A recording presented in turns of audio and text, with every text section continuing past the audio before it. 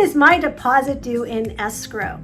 Your deposit is due in escrow 3 days after acceptance. That means after the seller has accepted your offer or counter offers, your deposit is due into escrow, your earnest money deposit. How much should my earnest money deposit be? Normally, it is 3% of the purchase price.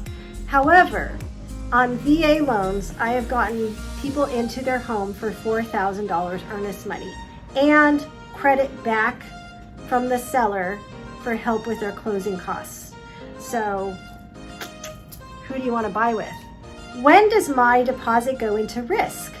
Well, you have several contingencies in the escrow period. They're all spelled out in the purchase agreement, and I will walk you through those. You have the home inspection contingency, and these time limits are up to you to set.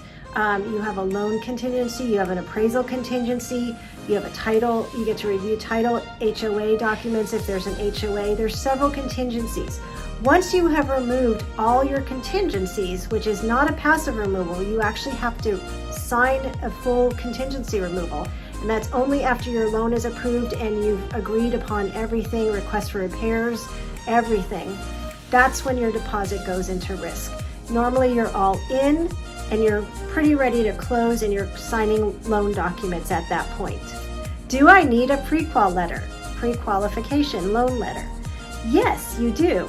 You can look at a property without one. I wouldn't advise it. Once you have a pre-qualification letter, that gives you a purchase price amount that you are comfortable with. Your lender has given you an amount for your purchase agreement, for your purchase price. And the awesome thing is, the further along you get, instead of a pre-qualification versus a pre-approval or a full approval, the easier the process is. Also, when you go look at a home and it's going into a multiple offer situation, which most are because we are in a seller's market, once you have that letter, you're ready to write that offer right now. And you're competitive. The further along you are, the more competitive you are in the process. So let's say you fall in love with a $700,000 property and you haven't talked to your lender and you find out you only qualify for $650,000. That stings. So we want to get you as far along in that process as we can before we go looking for homes. I don't want to be in a bidding war. Well, sometimes you can't avoid it. You're most likely going to like a beautiful home that a lot of other buyers love. Also, it is a seller's market.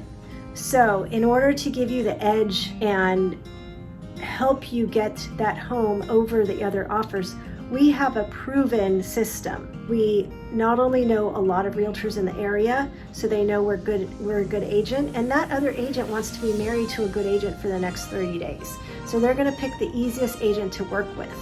Also, we have a template that goes out, and back to the pre-approval, the further along you are with your lender, the more competitive you are.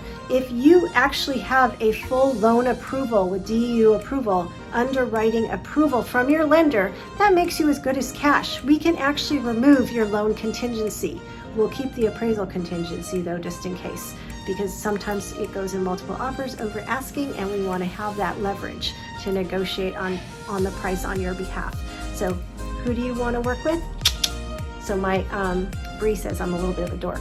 And I'm okay with that because I win all the offers.